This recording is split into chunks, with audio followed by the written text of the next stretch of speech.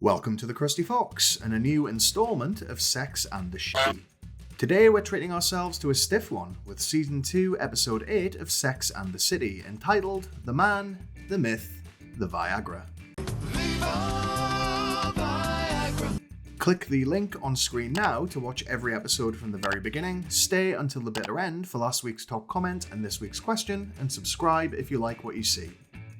Carrie and Big start off this week in an Italian restaurant, where the owner does a good job of pretending he doesn't want to smash Big's teeth in when he does an awful impression of his accent. As they're seated, Big refers to Carrie as his girlfriend for the first time. In a normal relationship, taking so long to reach this relatively tiny milestone would result in some breadstick-based battery, but this, after all, is Carrie. For her, these meagre crumbs are a feast, and she's beyond thrilled that he finally seems to be getting on board. By way of revenge for Big's cultural insensitivity, the restaurant's owner subjects the entire venue to an accordion-backed number which sounds like the dying screams of the Looney Tunes frog. Hello, my baby. Hello, my honey. Hello, my ragtime gal. Not to be outdone, Big gets up and ineptly croons his way through It Was a Very Good Year by Frank Sinatra, which is ultimately an ode to being past your prime, and therefore works on practically every level. No notes. Elsewhere, Miranda is on a date at a comedy club that's flopping harder than her future heterosexuality. Poised to ditch the joint, she threatens her date, architect Alan, with death if he abandons her. He thinks it's a joke, but we all know by now it's a statement of intent. While Alan gets the check, his phone starts to ring, attracting the wrath of the comedian. Pressured to answer it, Miranda finds herself on the line with his wife, and is humiliated when the whole club hears that she's the other woman. Presumably because murder is less fun for her with an audience, she leaves Alan to his marital strife. At lunch the next day, she catches Carrie, Samantha, and Charlotte up on her latest justification for killing all men on sight. She wonders aloud why they're all liars, and whether buying what they're selling makes her needy, to which the answers are because you keep dating losers, and yes. A scandalised Charlotte isn't taking this attack on Happily Ever After lying down, however. She relays the tale of a friend of a friend of a friend whose participation in her boyfriend's extramarital affair supposedly wound up in divorce and remarriage. The others quickly shoot this down as a modern urban myth, a fable woven by scorned women in order to hang on to the last of their faith in true love. Think of them as Dar-Man videos, but without the steaming pile of shit component. By way of example, Miranda tells another tall tale about a woman dumping a commitment phobe, only for him to show up on her doorstep after she moves away. Which, Parisian spoiler alert, is ironically how the original run of this show ends, so the writers couldn't even manage to avoid their own cliché. When Charlotte takes the conversation to DEFCON 1 by citing Carrie and Big as an example of how men can change for the better, Carrie finds her bubble thoroughly burst under Miranda's furious cross-examination. The best defense she manages is that if they came together again, it's surely meant to be. She conveniently forgets that they came together again because she called him up and asked him out.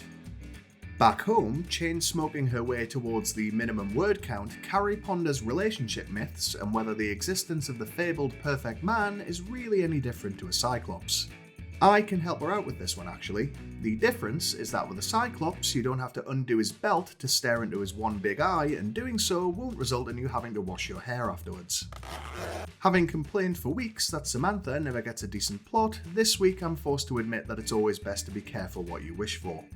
As she unwinds at a bar with a post-work cocktail, she spots an older gentleman having drinks with future president and diseased scrotum skin stretched over a rock, Donald Trump. Whereas nowadays you'd probably down your drink and leave immediately in fear of an imminent armed insurrection, Samantha instead allows herself to be intrigued by his companion's smarmy advances. Wealthy septuagenarian Ed at least knows his limitations, using his fortune to mask the reality that back when Samantha was sucking on a pacifier, he was already sucking on Donald's rancid dick. As Big cooks her dinner, Carrie decides that something needs to be done in order to take him from myth to man. She invites him out to dinner with the other ladies at the appropriately named restaurant Denial, keen to show them the difference that she went full Nell when trying to explain earlier.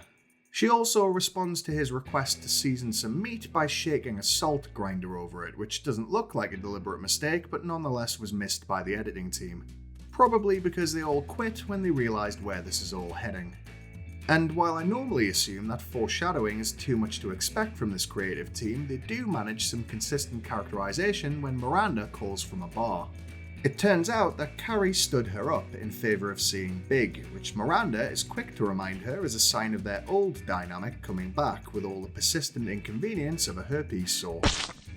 Mind you, Carrie's selfishness does occasionally have an upside, because when Miranda orders another glass of wine, it's Steve Brady that serves her.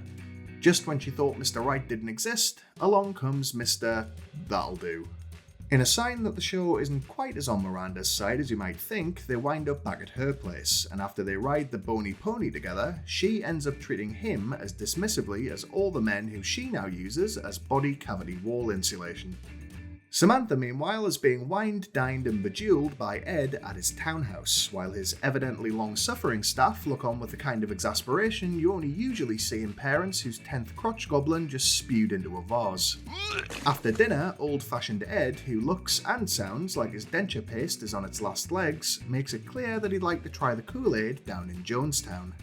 As they get down to it, things seem to be going about as well as can be expected. Ed pops a handful of Viagra, Samantha, tellingly, asks him to switch the lights off, and all signs point to him making a hole in the welcome mat. Unfortunately, the sight of his geriatric ass in the moonlight proves too much even for his obscene wealth to overcome and sends her dashing out into the night. I do have to give this one to Sam, however, owing to the fact that Ed's caboose looks like 2 Ziploc bags of rice pudding being used to, quite literally, cover a manhole. This is also the only time Viagra is actually mentioned in the episode, by the way, I'd guess because it was the next big thing, pun intended, in the late 90s. Back at Miranda's murder house, she receives an unexpected visitor in the form of Steve. He explains that his unannounced drop-in is because he has something to tell her. After a sexual encounter in 90s New York, this would usually be the precursor to booking a same-day appointment at the free clinic. Luckily, Steve's urgent news is that he likes Miranda, which could be genuine, or just his way of lowering the threat level after spotting her trailing him down the street with a length of rope and a power drill. Persistent Steve manages to bag himself a pre-denial drink with Miss Hobbs. He probably feels safe to put himself out there because, at this point, a then early 20s Che Diaz would be busy stinking up the comedy club that Miranda can never set foot in again. That evening, Carrie rocks up at Big's place for a warm-up drink and finds the version of him she kicked to the curb last season alive, well, and lounging around in its boxers. He blows off dinner with her friends and, true to form, she meekly accepts his garbage rather than call him out like a normal adult human. The lies continue at the restaurant when Carrie pretends that Big is still on his way, but Miranda provides a handy distraction when her loathing for mankind leads her to needlessly humiliate Steve. He then asks the question that's been a season and a half in the making. Why does Miranda hate men? Of course, she doesn't hate them. She just prefers them embalmed. When Big actually does show up for Carrie after all, Miranda goes dashing after poor Steve, who, looking back, was this close to escaping with his dignity. Harking back to one of the earlier fables, she catches up with him for a rain-soaked kiss, and so their relationship begins. Part old-school romance, part locking him into an eventual marriage so he can't testify against her after discovering her Sweeney Todd-style corpse basement. Back inside, Big comes close to winning Samantha over, until he jokingly reveals that Carrie told him all about her dalliance with elderly Ed.